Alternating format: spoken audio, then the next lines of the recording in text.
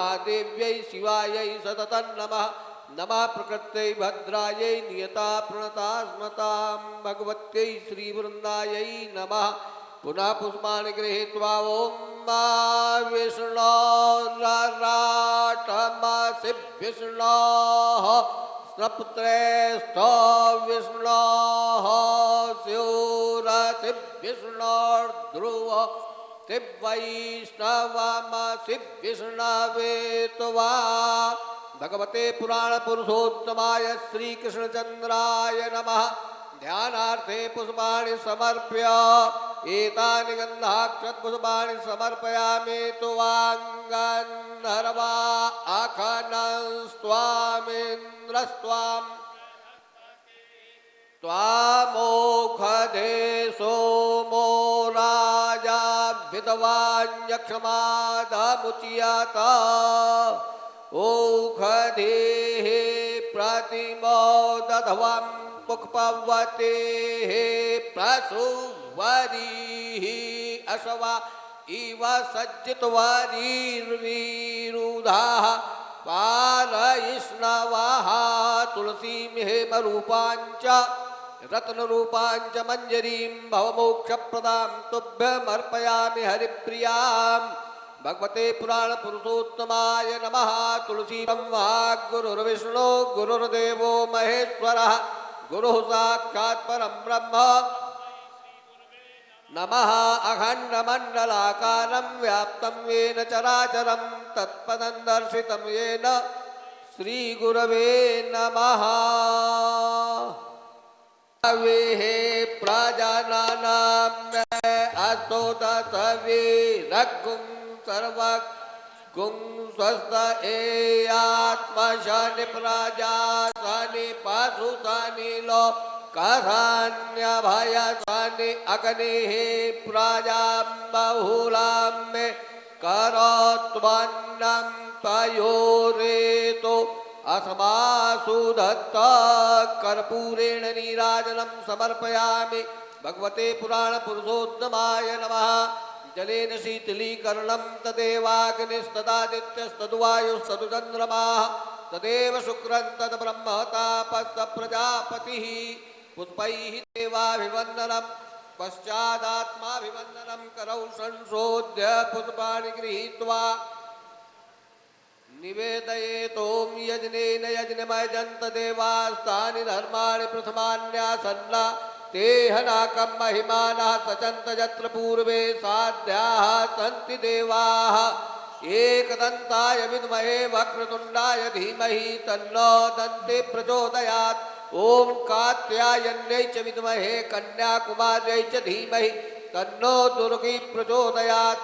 ओम नारायणाय विद्महे वासुदेवाय धीमहि तन्नो विष्णु प्रचोदयात्। सेवन्तिका वकुलचम्पकपाटलाब्जैः पुन्नागजातिकरवीररसालपुष्पैः बिल्वप्रवालतुलसी दलमञ्जरेभे स्वां पूजयामि जगदीश्वर मे प्रसीद। नानासुगन्धिपुष्पाणि यथा कालोद्भवानि च पुष्पांजलिर्मया दत्त गृहाण परमेश्वर। मंत्र पुष्पांजलिं समर्पयामि।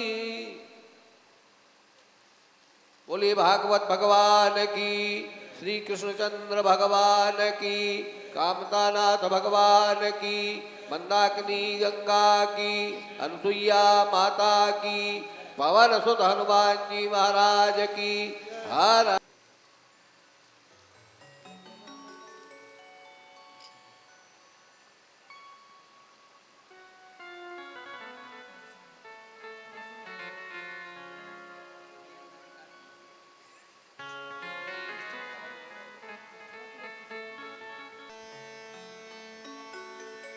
शान्तं शाश्वतमप्रमेयमनघं निर्वाणशान्तिप्रदं ब्रह्मा शम्भुफणीन्द्रसेव्यमनिशम् वेदान्तवेद्यं विभुं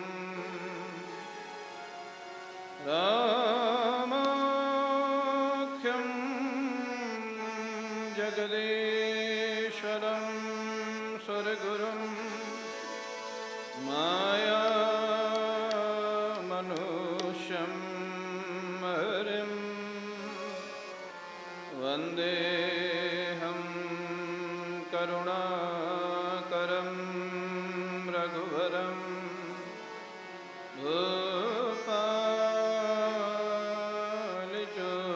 भूपालचूडामणिं वरहापीडं नटवरवपुः कर्णयोः कर्णिकारं बिभ्रतवासः कनककपिशं वैजयन्तीं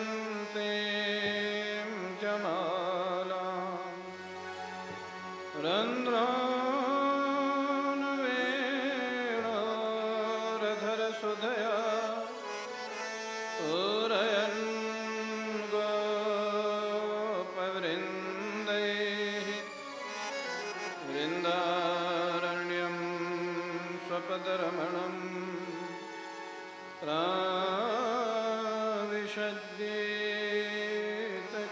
प्राविशद्येतकीर्तिः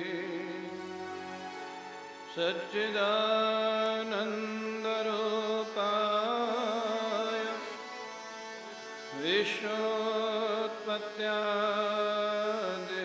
विश्वोत्पत्त्यादिहेतवे तापत्रयविनाशाय श्रीकृष्णाय वयं नुमः। यं प्रव्रजन्तमनुपेतमपेतकृत्यं द्वैपायनो विरहकातरया जुहाव पुत्रेति तन्मयतया तरवोऽभिनेदुः तं सर्वभूतहृदयं मुनिमानतोऽस्मि।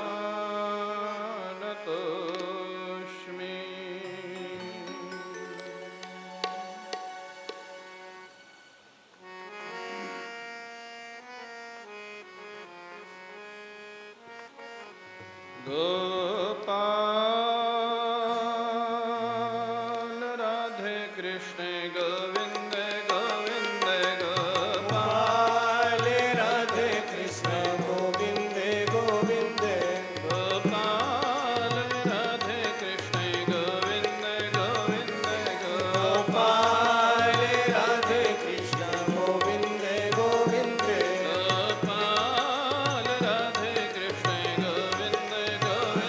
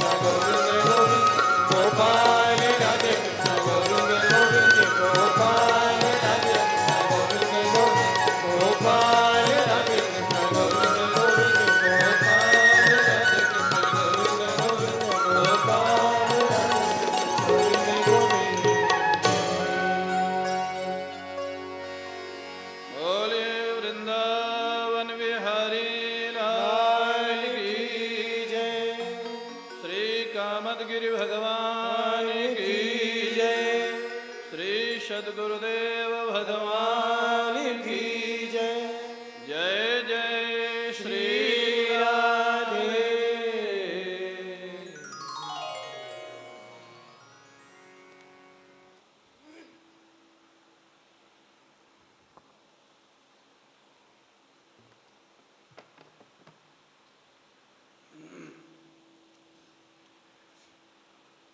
परम पूज्य प्रातः स्मरणीय श्री सद्गुरुदेव भगवान के श्री चरणारविंदों में साष्टांग प्रणाम। परम श्रद्धेय स्वामी श्री मुक्तानंद जी महाराज, समादरणीय श्री भाई जी, समादरणीय विद्वत वृंद, पूज्य संत वृंद, समुपस्थित भगवत कथानुरागी सज्जनों, हम सभी लोग पुनः महर्षि व्यास की जो दिव्य वाणी है श्रीमद्भागवत के रूप में, उसके 8वें स्कंध में प्रवेश करते हैं। 8वें स्कंध को श्रीमद्भागवत में मनवंतर स्कंध कहा गया और मनवंतर का अभिप्राय है किस मनवंतर में भगवान का कौन सा अवतार हुआ और उसमें उन्होंने कौन सी लीलाएं की। यही प्रश्न किया है राजा परीक्षित ने श्री सुखदेव जी महाराज से। बड़ा सुंदर प्रश्न करते हैं। यद्यस्मिन्नन्तरे ब्रह्मन् भगवान् विश्वभावनः कृतवान् कुरुते कर्ता ह्यति तेन गतेद्यवा। महाराज, आप कृपा करके अब भगवान की उन लीलाओं को सुनावें। कृतवान कुरुते कर्ता, कृतवान माने जो जो लीलाएं उन्होंने की हैं, इस मनवंतर में जो कर रहे हैं, और कर्ता माने आगे जो करेंगे, उन लीलाओं को हमको कृपा करके सुनावें। सुखदेव जी महाराज कहते हैं, सबसे प्रथम मनवंतर के मनु थे स्वयंभू मनु। उसमें भगवान का यज्ञ अवतार हुआ जिसमें उन्होंने असुरों से स्वयंभू मनु की रक्षा की। दूसरे मनवंतर में भगवान का विभु अवतार हुआ। तीसरे मनवंतर में भगवान का सत्यसेन अवतार हुआ।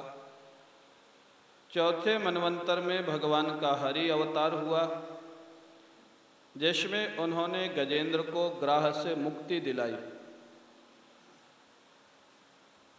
राजा परीक्षित ने प्रश्न कर दिया, महाराज,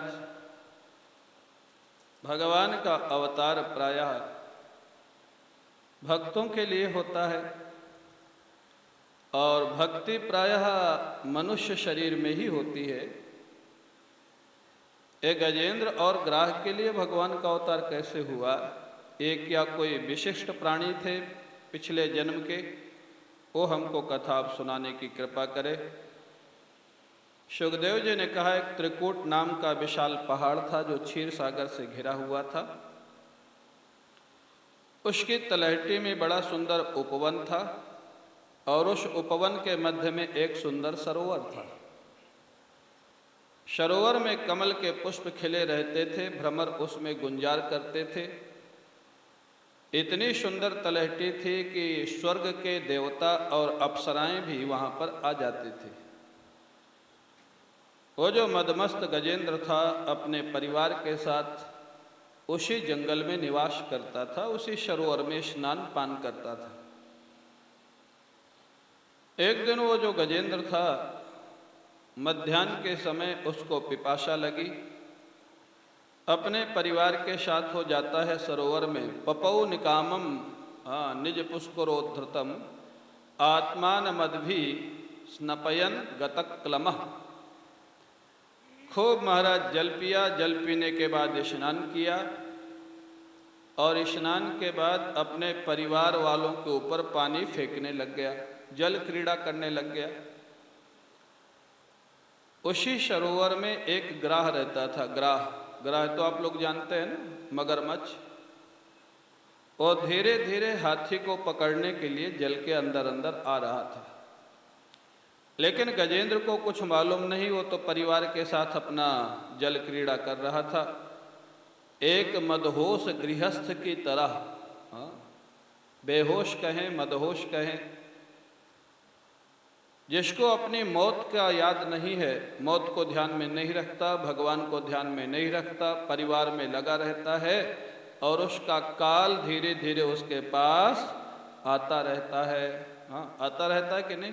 हमारा, आपका, सबका। आज का दिन व्यतीत होने के बाद हमारी आयु में से एक दिन कम होगा या बढ़ जाएगा? तो हम लोग मौत की ओर धीरे धीरे बढ़ रहे हैं कि नहीं, या मौत हमारी ओर बढ़ रही है कि नहीं? बताओ, हाँ या ना? बढ़ रही है ना? एक ना एक दिन गोविंदाय नमो नमः हो जाएगा।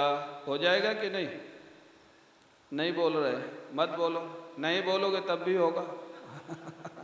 उससे तो कोई बचा नहीं सकता। हाँ, बोलने में डर लगता है, मत बोलो। तो महाराज, ऐसे एक मदहोश गृहस्थ जैसे होता है, उसको और कुछ ध्यान नहीं रहता, अपने काम में, परिवार में दिन रात। उसको पूछो चलो कथा में चलें, बोले महाराज मरने की तो फुर्सत नहीं, आप कथा की बात करते हो। हाँ, मरने की फुर्सत नहीं बोलता है।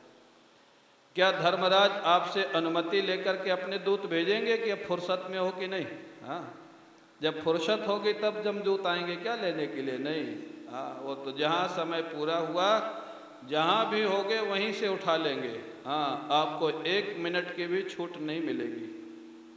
उसी प्रकार ये जो हाथी था अपने परिवार के साथ मस्त था। इसको मालूम नहीं था कि इसका काल कितने नज़दीक आ गया है। बम्बई में एक डॉक्टर थे, हार्ट के डॉक्टर थे, बड़े प्रसिद्ध, डॉक्टर मांडके, बहुत प्रसिद्ध डॉक्टर थे। किसी पेशेंट का ऑपरेशन करने जा रहे थे, कार से हॉस्पिटल जा रहे थे। रास्ते में ही उनको अटैक आया स्वयं को। हाँ, हार्ट के बहुत बड़े डॉक्टर, उनको मालूम ही नहीं पड़ा उनकी शरीर की स्थिति क्या। स्वयं को अटैक आया, फ़ोन कर दिया हॉस्पिटल में कि मेरे को अटैक आया है, सब लोग तैयारी करके रखना। हॉस्पिटल पहुंच तो गए, लेकिन पहुंचने के बाद आधे घंटे में ही उनका गोविंदाय नमो नमः हो गया। वो स्वयं नहीं बचा सके, ना उनके सहयोगी डॉक्टर बचा सके। हाँ, ये होता है। तो कब किसका काल कितनी नज़दीक आ जाए किसी को पता नहीं रहता, इसलिए हमेशा तैयार रहना चाहिए। तैयार माने मृत्यु को और भगवान को हमेशा याद रखना चाहिए। मृत्यु याद रहेगी तो भगवान याद रहेंगे। हाँ, भगवान को याद करते रहो, ठीक है, जब आ जाए कोई बात नहीं, बिस्तर बांध के तैयार रहना चाहिए। महाराज, वो ग्राह पहुंच गया गजेंद्र के पास। उसने पैर पकड़ा, गजेंद्र का खींचने लग गया। बड़ा भयंकर युद्ध हुआ। समाह सहस्रम व्यगमन महीपते। हाँ, समह सहस्रम, 1000 वर्ष तक युद्ध चलता रहा दोनों का। इतना दोनों शक्तिशाली थे महाराज। कभी ग्राह अंदर ले जाए, कभी हाथी बाहर निकाल ले आवे गजेंद्र। अंत में उसके परिवार वालों की शक्ति समाप्त हो गई, उसकी भी शक्ति समाप्त हो गई गजेंद्र की। क्योंकि ग्राह तो जल जंतु, वो भोजन भी करता जाए, युद्ध भी करता जाए। ग्राह तो जल जंतु, गजेंद्र तो है नहीं, उसके भोजन की समस्या। परिवार वाले निराश हो गए, गजेंद्र भी अपनी शक्ति से निराश हो गया। ग्राह उसको पकड़ के अंदर ले जाने लग गया। तब उस गजेंद्र को भगवान की याद आई।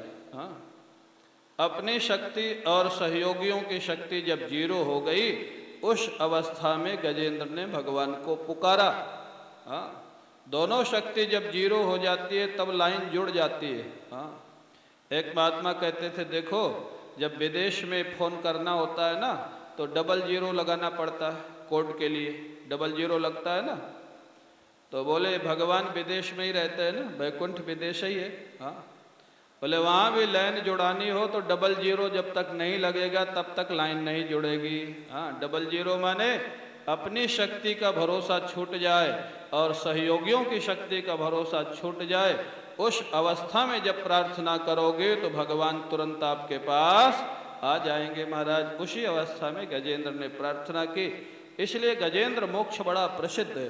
हाँ, जिनको किसी बंधन से छूटना होता है वो गजेंद्र मोक्ष का पाठ करते हैं। आपत्ति विपत्ति से छूटने के लिए गजेंद्र बड़ी सुंदर स्तुति करता है भगवान की। ओम नमो भगवते तस्मै यते तच्चिदात्मकं पुरुषायादि बीजाय परेशाय धीमहि यस्मिन्निदं यतश्चेदं एनेदं या इदं स्वयं योऽस्मात् परस्माच्च परः तं प्रपद्ये स्वयं भुवम्। गजेंद्र कहता है प्रभु, गजेंद्र का पूरा शरीर डूब चुका है, केवल सूंड बची है महाराज। हाँ, उस सूंड में कमल का पुष्प लिए हुए है और स्तुति कर रहा है भगवान की, हे प्रभु आप ही सारे संसार के अभिन्न निमित्तोपादान कारण है, आदि बीज हैं। आपके चरणों में मैं प्रणाम करता हूं। प्रश्न खड़ा हुआ कि प्रणाम कैसे कर रहे हैं, क्यों? बोले प्रणाम करने के तो सामर्थ्य ही नहीं थी। बोले अविधीमहि का अर्थ श्रीधर स्वामी जी कहते हैं, हाँ महाराज, नम नम अविधीमहि माने प्रणाम का भाव कर रहा है। हाँ, प्रणाम करने की तो सामर्थ्य ही नहीं थी, प्रणाम का भाव करता है गजेंद्र।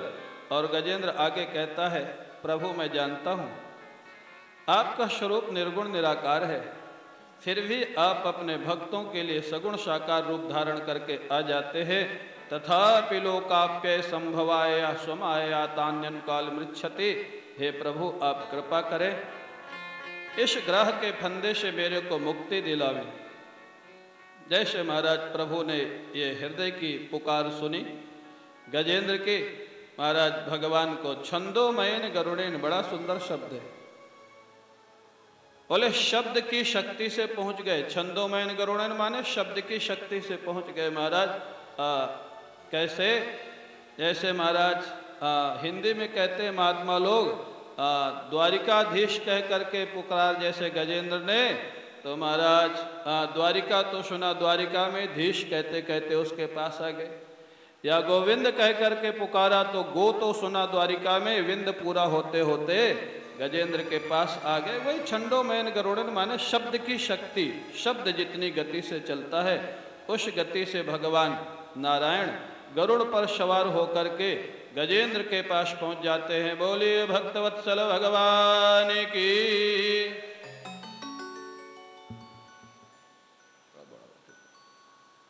अब महाराज वहां पहुंचने के बाद भगवान गरुड़ से उतरे नहीं, पहले ही क्या किया? बोले सुदर्शन चक्र का प्रयोग कर दिया। इतनी शीघ्रता में थे गरुड़ पर बैठे बैठे ही, और इतनी कुशलता से प्रयोग किया सुदर्शन चक्र का कि ग्राह का मुख फट गया, लेकिन गजेंद्र के पैर में कहीं चोट नहीं आई। गजेंद्र का सूंड पकड़ा भगवान ने और जल से बाहर निकाल लिया। बोलिए भक्तवत्सल भगवान की। गजेंद्र को भी स्पर्श मिलते ही गजेंद्र का जो हाथी का शरीर था वो छूट गया, ग्राह का शरीर पहले ही छूट गया था, दोनों की मुक्ति हो गई। हाँ, हमारे महाराज जी कहते, पूज्य स्वामी अखंडानंद जी महाराज बोले देखो मुक्ति तो दोनों की हुई, ग्राह की और गजेंद्र की, लेकिन पहले मुक्ति किसकी हुई, ग्राह की या गजेंद्र की? ग्राह की। जिसने भगवान के चरण पकड़े वो पहले मुक्त हुआ, या जिसने भक्त के चरण पकड़े वो पहले मुक्त हुआ? हाँ, जिसने भक्त के चरण पकड़े। हाँ, गजेंद्र ने भगवान के चरण पकड़े थे और ग्राह ने गजेंद्र का चरण पकड़ा था। तो इसका अर्थ है मत लगा लेना कि संतों के चरण पकड़ के खींचो तो मुक्ति मिल जाएगी, जैसे यहाँ खींचती हैं माताएं। हाँ, माताओं को कितना भी समझाओ, हाँ संभल के नहीं चलो तो गिरा दे महाराज। हाँ, ये माताएं तो माताएं हैं महाराज। हाँ, आखिर तो माताएं हैं। हाँ, तो क्या कहा जाए। हाँ महाराज, कितना मना करो कितना समझाओ, हाँ पैर खींचने का अर्थ नहीं कि मुक्ति मिल जाएगी, पैर में आने का अर्थ है शरणागति। बोले दोनों को मुक्ति हो गई महाराज। ये दोनों कौन थे? बोले पिछले जन्म के भक्त थे। हाँ, एक देवता था एक राजा था। महाराज थोड़ा उपद्रवी स्वभाव के थे दोनों, देवता भी और वो राजा थोड़ा अभिमानी था। शाप के कारण ये ग्रह और गजेंद्र हो गए थे, दोनों को भगवान ने मुक्त कर दिया। इस प्रकार दोनों भगवान के धाम को चले गए। बोलिए भक्तवत्सल भगवान की। अब महाराज आगे कहते हैं भगवान का जो 5वां मनवंतर में भगवान का वैकुंठ अवतार, जिसमें उन्होंने रमा वैकुंठ की रचना की। 6वें मनवंतर में भगवान का अजित अवतार हुआ, जिसमें समुद्र मंथन करके अमृत निकाला और देवताओं को पिला दिया। राजा परीक्षित ने कहा महाराज मंथन दोनों ने किया, फिर अमृत निकाल करके खाली देवताओं को पिलाया गया, असुर वंचित हो गए, इसमें भगवान ने कुछ विशेष लीला की होगी, नहीं तो ऐसे संभव कैसे हो सकता है। जो असुर हमेशा देवताओं से शक्तिशाली रहते हैं वो महाराज वंचित कैसे हो सकते, ये हमको विस्तार से सुनाइए। फिर महाराज जहाँ सुखदेव जी को कह दिया विस्तार से सुनाइए, तो विस्तार कर दिए सुखदेव जी। सुखदेव जी ने कहा कि देवताओं का जो स्वर्ग था और दैत्यों ने छीन लिया था। देवता लोग भगवान की स्तुति किए, भगवान तो बड़े कौतुकी हैं, उनकी स्तुति से प्रकट हो गए। और भगवान ने देवताओं से कहा देखो जी, इस समय मैं जो तुमको समझाने जा रहा हूं थोड़ा ध्यान से सुनना। हाँ क्यों? इस समय भगवान नारायण देवताओं को कूटनीति का उपदेश देने दे रहे हैं। हाँ, थोड़ा छल करने का, कूटनीति का।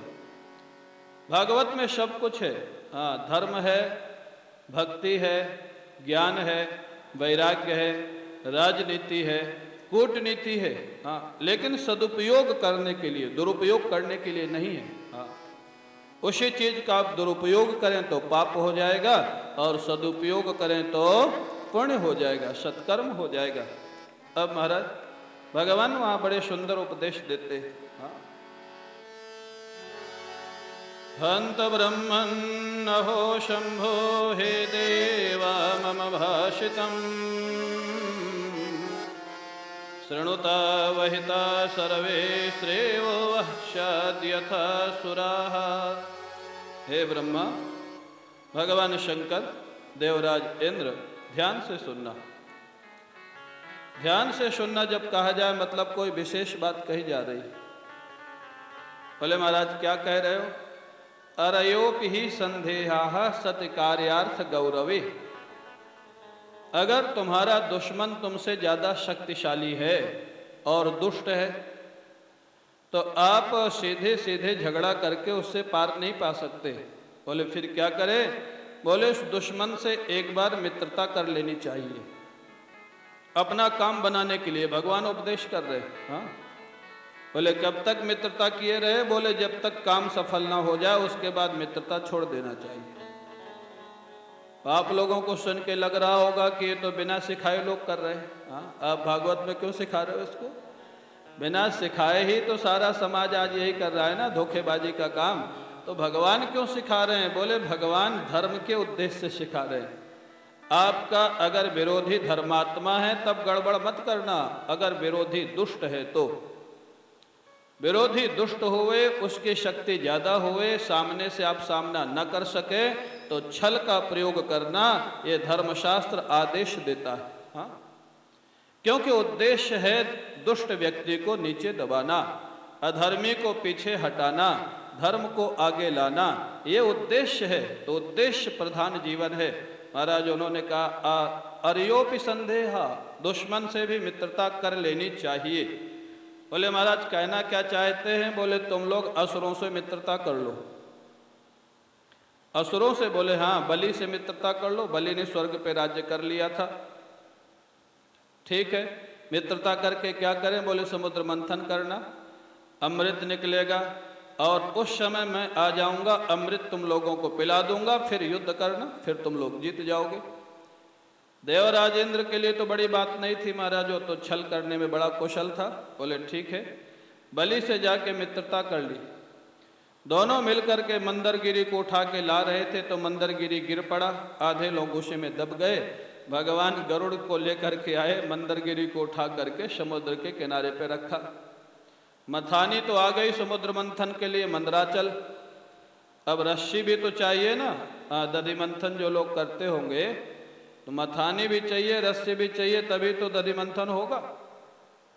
आजकल तो नहीं करते होंगे प्राय, आजकल तो सब काम मशीनों से होने लग गया ना।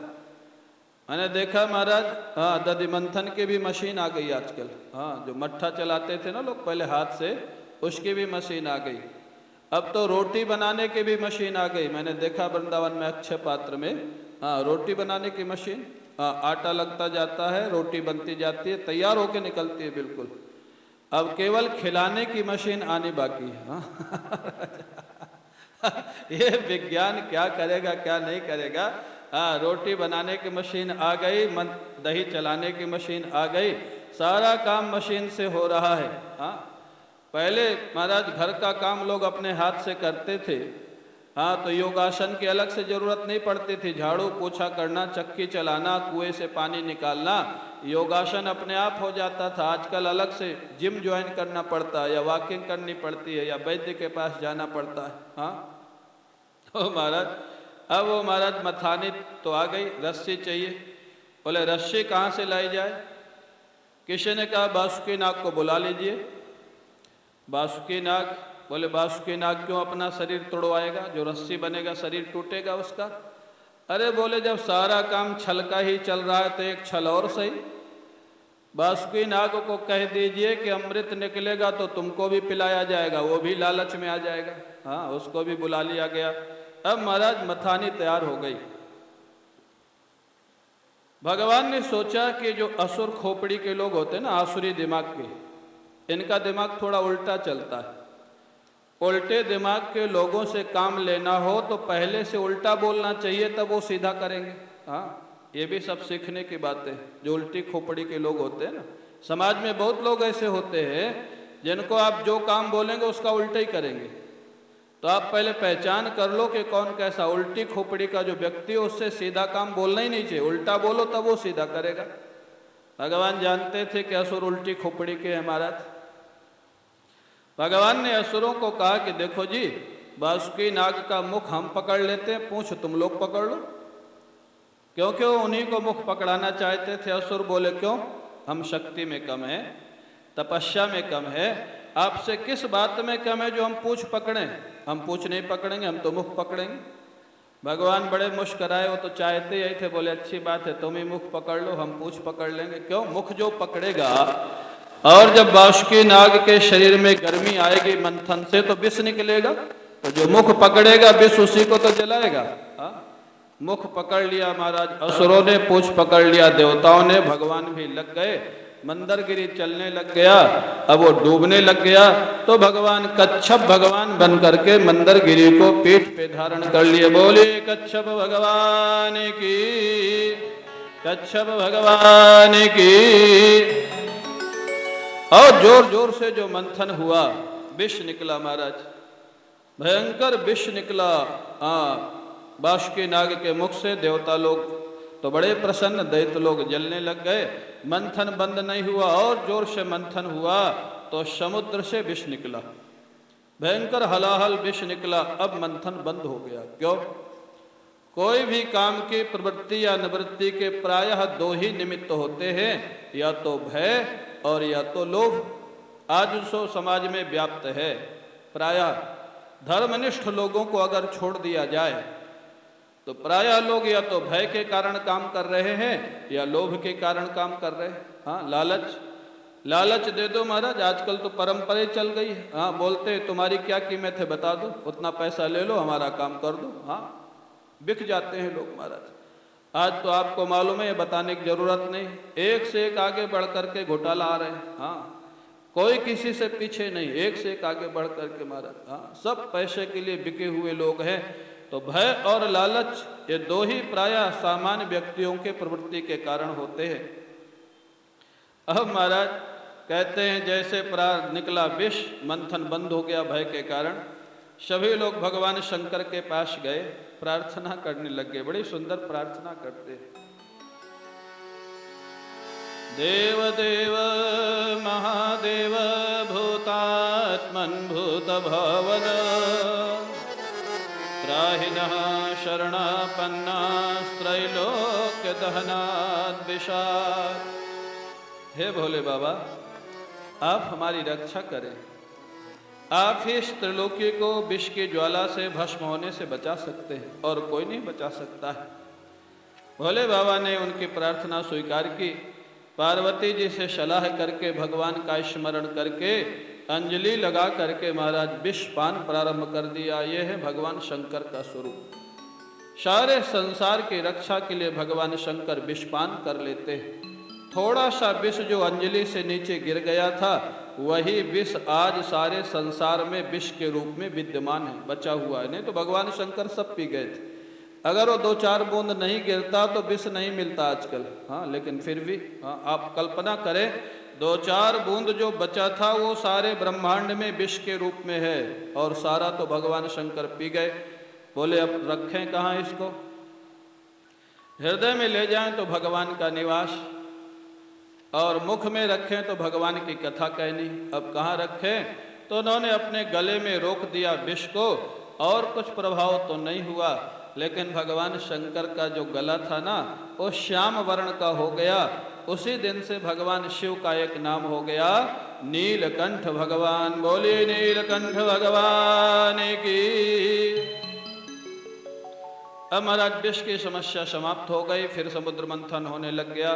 कामधेनु गैया निकली, उसको महाराज ऋषियों ने ले लिया। उच्चैश्रवा घोड़ा निकला, उसको बलि ने ले लिया। ऐरावत हाथी निकला, उसको इंद्र ने ले लिया। कौस्तुभ मणि निकली, उसको भगवान नारायण ने ले लिया। और मंथन जोर से प्रारंभ हुआ। तो महाराज जिसके लिए दोबारा झगड़ा हुआ वो उनका प्राकट्य होता है। सुखदेव जी महाराज कहते हैं, ततश्चाविरभूत साक्षात् श्रीरमा भगवत्परा रंजयन्ती दिशः कान्त्या विद्युत्सौदामिनी यथा। सभी दिशाओं को प्रकाशित करती हुई भगवती लक्ष्मी का प्राकट्य हो गया। जैसे लक्ष्मी का प्राकट्य हुआ, समुद्र मंथन फिर बंद हो गया। हाँ, क्यों? अरे बोले लक्ष्मी के लिए सभी दौड़ पड़े, हमको चाहिए, हमको चाहिए, हमको चाहिए।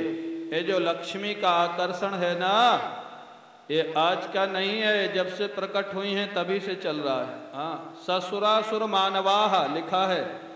उस आकर्षण में देवता भी थे, मनुष्य भी थे, असुर भी थे, तीनों महाराज लक्ष्मी के लिए। फिर समुद्र मंथन बंद हो गया। सारी समस्या, सारा झगड़ा तो पैसे का ही है ना। भगवान को लेके कोई झगड़ा नहीं। हाँ, पैसे को लेके, संपत्ति को लेकर के।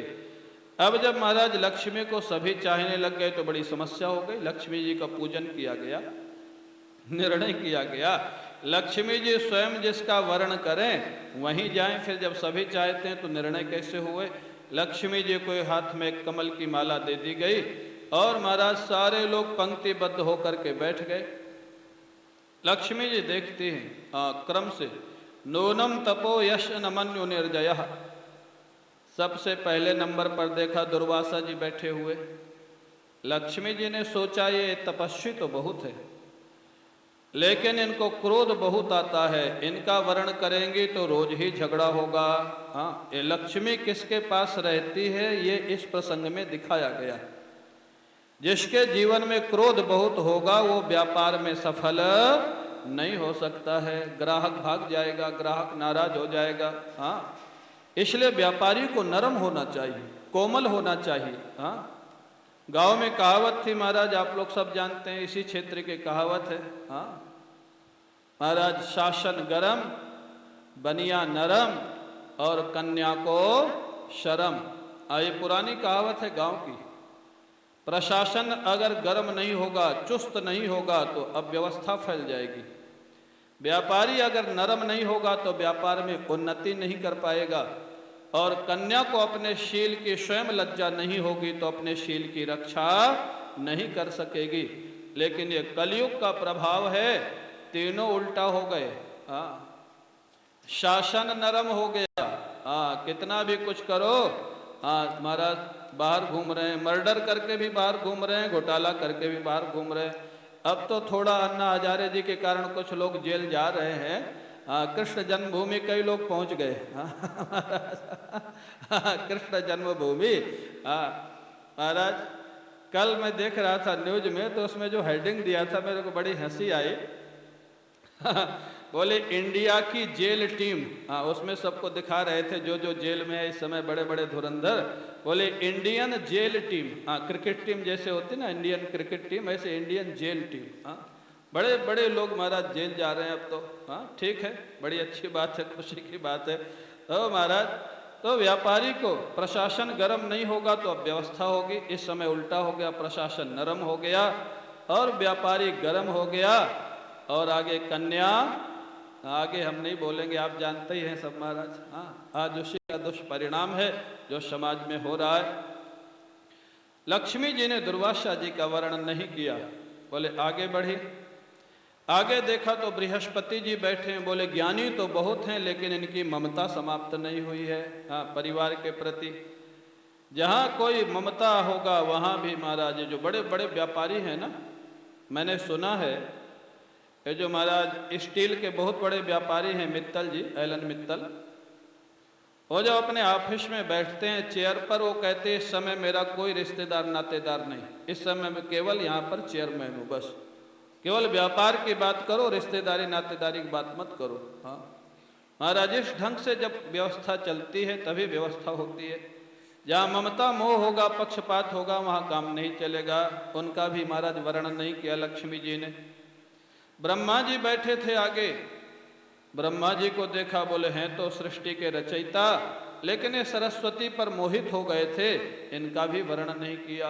बहुत बड़ा आदमी हो लेकिन जीवन में कोई दुर्व्यसन हो तो वहाँ भी लक्ष्मी जी ज्यादा दिन नहीं रहती महाराज। हाँ, और आगे बढ़ी, देवराज इंद्र बैठा है, स्वर्ग का राजा।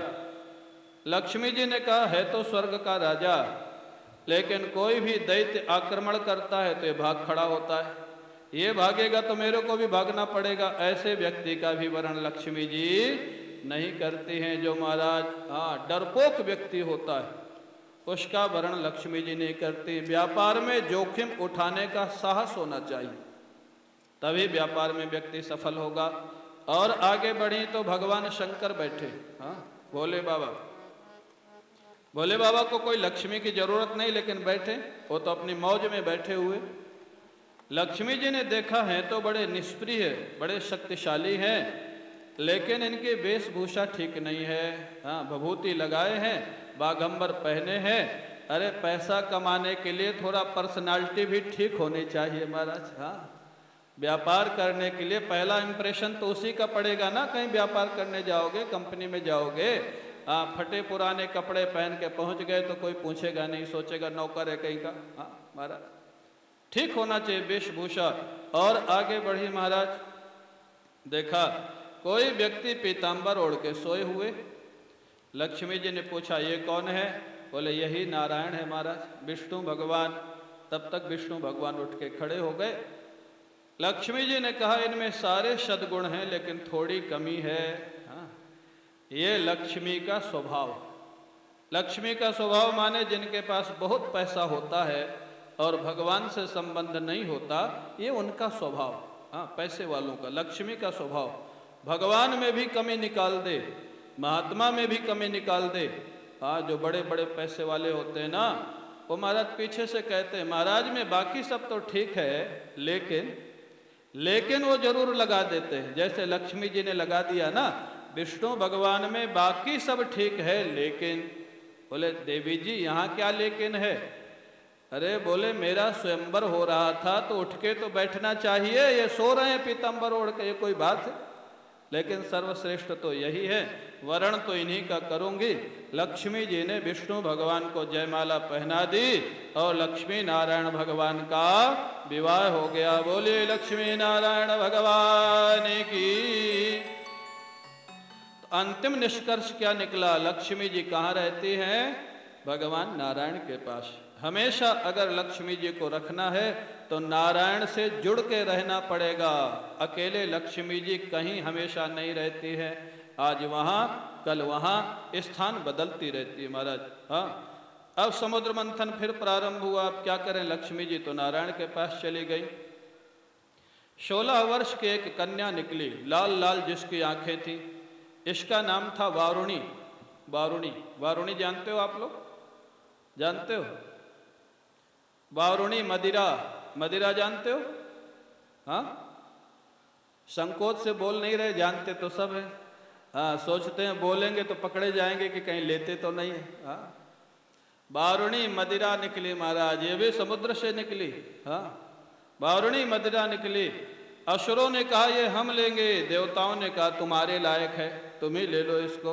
असुरों ने वारुणी मदिरा को स्वीकार किया। महाराज, जो लोग शराब पीते हैं ना, उनकी गणना देवताओं में नहीं की जाती, हाँ, असुरों में की जाती है। आसुरी स्वभाव हो जाता है शराब पीने के बाद, तामसी वृत्ति हो जाती है, हिंसक वृत्ति हो जाती है, काम क्रोध लोभ तीनों का आक्रमण हो जाता है। इसलिए वारुणी मदिरा को असुरों ने स्वीकार किया है। अब इसके बाद और समुद्र मंथन हुआ तो स्वयं महाराज, हाँ, जिसके लिए झगड़ा हो रहा था, मंथन हो रहा था, धन्वंतरी भगवान अमृत कलश लेकर के प्रकट हो गए। बोले धन्वंतरी भगवान की। अब अमृत जैसे निकला, झगड़ा प्रारंभ हो गया अमृत के लिए। दैत्यों ने अमृत कलश छीन लिया, देवता लोग रोने लग गए। भगवान ने कहा घबराते क्यों हो, मैं तो हूं। बोले क्या करें, आपके रहने से अमृत तो ले गए ये लोग। हाँ, देवताओं को भरोसा नहीं। उधर दैत्यों में आपस में झगड़ा हो गया। भगवान मोहिनी का रूप बना करके दैत्यों के सामने प्रकट हो गए। बड़ा सुंदर रूप मोहिनी भगवान ने बनाया। बोलिए मोहिनी भगवान की। दैत्यों को मोहित कर लिया। दैत्यों ने अमृत कलश बंटवारा करने के लिए अपनी इच्छा से मोहिनी भगवान को दे दिया। मोहिनी भगवान ने दैत्यों से कहा देखो जी, अमृत का पूरा लाभ तभी होगा जब तुम लोग पहले समुद्र स्नान कराओ। हाँ, उनको समुद्र स्नान करने भेज दिया। देवताओं को कहा जल्दी पंक्ति में बैठ जाओ। हाँ, वो आएंगे तब उनको अलग बैठा लेंगे। ये है भगवान की कुशलता, चतुराई। असुरों को अलग पंक्ति में बैठाल दिया, देवताओं को अलग बैठाल दिया। मोहिनी भगवान ने देवताओं को अमृत पिलाते जा रहे हैं, असुरों की तरफ देखते जा रहे हैं, इनकी प्रतिक्रिया क्या हो रही है। हाँ, आपस में महाराज बातचीत होने लगी। लगता सारा अमृत उधर ही पिला देंगे, इधर तो आ ही नहीं रहे। दूसरे ने कहा हमने तो पहले मना किया था, परिचित महिला इसके हाथ में क्यों कलश दे दिया। हाँ? तीसरा एक स्वरभानु नाम का दैत्य था। बोले तुम लोग विवाद करो, मैं तो जाता हूं, उनकी पंक्ति में बैठ जाऊंगा, वहीं पीऊंगा जाके। और बैठ गया देवता का वेश बना के देवताओं की पंक्ति में। भगवान इतनी जल्दी में थे कि उसको भी पिला दिए। हाँ, इतनी शीघ्रता में थे कि भेद न खुल जाए। अमृत पिलाने के बाद सूर्य और चंद्र ने इशारा किया प्रभु ये तो दैत्य है। बोले पहले बताना चाहिए था। तुरंत सुदर्शन चक्र का स्मरण किया, सुदर्शन चक्र से उसका गला काट दिया, लेकिन अमृत वो पी चुका था। मरा नहीं बल्कि एक का दो हो गया। स्वरभानु दैत्य ही राहु और केतु हो गया। आज भी सूर्य चंद्र से बदला लेता है ग्रहण के रूप में। अब हमारा सुदर्शन चक्र जैसे प्रकट हुआ, लोगों को लगा ये तो नारायण का अस्त्र है, ये मोहिनी भगवान के हाथ में कैसे आया। ये लगता है कोई गड़बड़ घोटाला है, यहाँ कोई छल किया जा रहा है। ये मोहिनी नहीं लगता, मोहना है कोई महाराज। जहाँ शोर मचा, नारायण भगवान प्रकट हो गए। गरुड़ पर बैठ करके महाराज अपने लोग को चले गए। महाराज इधर भयंकर युद्ध होने लग गया देवता और दैत्यों में। देवता लोग अमृत पी चुके थे, बलि के सेना को समाप्त कर दिया। बलि के ऊपर भी वज्र का ऐसा प्रहार किया, उसका प्राणांत हो गया बलि का। और देवता लोग महाराज अपने स्वर्ग का प्रशासन वापस पा लिए। मृत शरीर को, बलि के मृत शरीर को शुक्राचार्य जी ले गए। उन्होंने मृत संजीवनी विद्या का संचार किया और बलि को फिर जीवित कर दिया। हाँ, ये दैवासुर संग्राम आज का नहीं है, बहुत पुराना है। हाँ, और पूज्य रोटीराम बाबा तो कहते थे दैवासुर संग्राम सबके हृदय में रोज ही चल रहा है।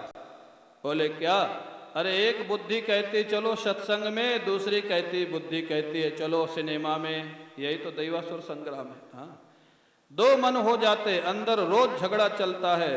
एक कहता अच्छा काम करो, एक कहता बुरा काम करो। यही दैवासुर संग्राम हाँ शाश्वत काल से चल रहा है।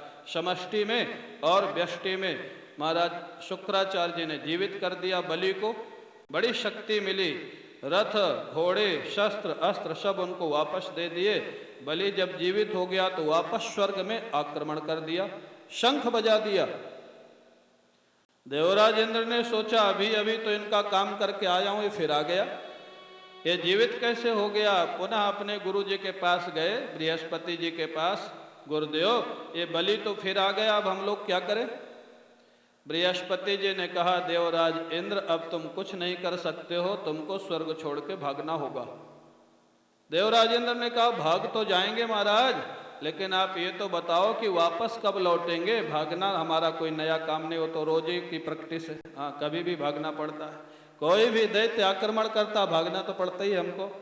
वापस स्वर्ग कब मिलेगा ये बताइए।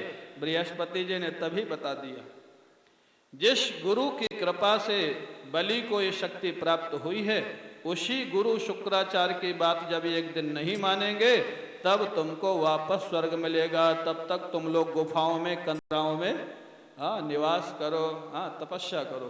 देवताओं को भी बड़ी शांति नहीं है। आप अपना घर लेके रखते हैं तो निश्चिंत होके तो रहते हैं कि हमारा घर है, हमारी रजिस्ट्री हमारे पास, लेकिन देवता इंद्र बनने के बाद भी निश्चिंत नहीं रहते, कब कौन दैत्य आ जाए, आक्रमण कर दे और छोड़ के भागना पड़े। भगवान ज्यादा बीच में नहीं पड़ते उसमें। महाराज भाग गया, अब क्या करें। देवता लोग जंगल जंगल घूम रहे हैं। देवताओं की जो माँ है, देवताओं की माँ कौन है आप लोगों को मालूम है ना, कल बताया था। दैत्यों की माँ है दिति और देवताओं की माँ है कौन है, अदिति। और पिता कौन है, कश्यप जी। कश्यप जी पिता हैं, अदिति माँ है। अदिति बड़ी दुखी रहने लग गई, देवराज इंद्र जंगल जंगल भटक रहा है। कश्यप जी ने सारा वृत्तांत पूछा। अदिति ने कहा, प्रभु जिसका पुत्र जंगल जंगल भटक रहा हो और उसकी संपत्ति कारण अनधिकृत रूप से छीन ली गई हो, वो माँ शांति से कैसे सो सकती है। कश्यप जी समझ गए। कश्यप जी ने 12 दिन का पयोव्रत बताया अदिति माँ को। दूध पी करके जो अनुष्ठान किया जाता है, बोले इसका अनुष्ठान करो, तुम्हारे गर्भ से ऐसा पुत्र प्राप्त होगा भगवान के रूप में, जो तुम्हारी खोई हुई संपत्ति वापस दिलाएगा। अदिति माँ ने वो महाराज अनुष्ठान किया पयोव्रत का। भगवान नारायण ने उनको दर्शन दिया, बोले तुम अपने पति को मेरा स्वरूप मान करके सेवा करो, मैं तुम्हारा पुत्र बन करके आऊंगा। न्याय पूर्वक तो नहीं काम चलेगा, लेकिन दूसरे तरीके से तुम्हारा राज्य तुमको वापस दिलाऊंगा। भगवान ने आश्वासन दिया। भाद्रपद का महाराज महीना था, शुक्ल पक्ष था, द्वादशी तिथि थी, मध्याह्न का समय था। उसी समय अदिति माँ के गर्भ साक्षात भगवान नारायण प्रकट हो गए। बोलिए भक्तवत्सल भगवान की, भक्तवत्सल भगवान की। शंख चक्र गदा पद्म लिए हुए भगवान प्रकट हुए। आकाश से फूलों की वर्षा होने लग गई, धुंध भी बजने लग गई।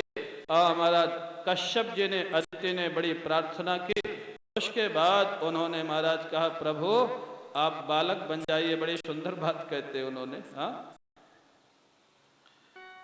यत्तद् बपुर्भाति विभूषणायुधैः रव्यक्तचिद्व्यक्तमधारयद्धरिः बभूवतेनैव सपामनोऽटुः सम्पश्यतोर्दिव्यगतिर्यथा नटः। जैसे उन्होंने प्रार्थना की, सबके देखते देखते जो महाराज भगवान नारायण थे, 52 अंगुल के 52 भगवान बन गए। छोटे से महाराज बोले वामन भगवान की, वामन भगवान की, वामन भगवान की। भगवान बहुत छोटा स्वरूप बना है, क्यों? बलि के यहाँ मांगने जाना है। हमारे गुरु जी कहते, पूज्य स्वामी अखंडानंद जी महाराज बोले, भगवान भी अगर मांगने के लिए जाएंगे तो छोटा होना पड़ेगा। मांगने वाला छोटा होता है, देने वाला बड़ा होता है। इसलिए भगवान वामन ने दिया छोटा बन करके। अब महाराज वामन भगवान का जात कर्म संस्कार हो गया, यज्ञोपवीत संस्कार हुआ। यज्ञोपवीत में महाराज भिक्षा इत्यादि दी गई, दंड दिया गया, कमंडलू दिया गया, छत्र दिया गया। बड़े सुंदर से महाराज सारा संस्कार संपन्न हुआ। वामन भगवान की। अब वामन भगवान का आगमन होगा, उनका पूजन होगा। आज बड़ी खुशी की बात है, हमारे जबलपुर से अब वामन भगवान का आगमन होगा और उनका पूजन होगा।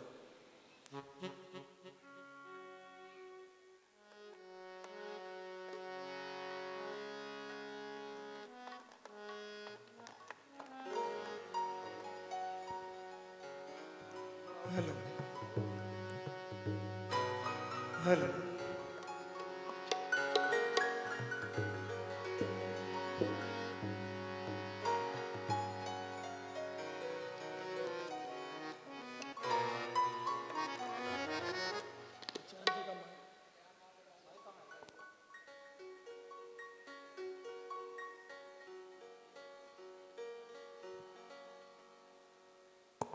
बोलिए वामन भगवान की जय।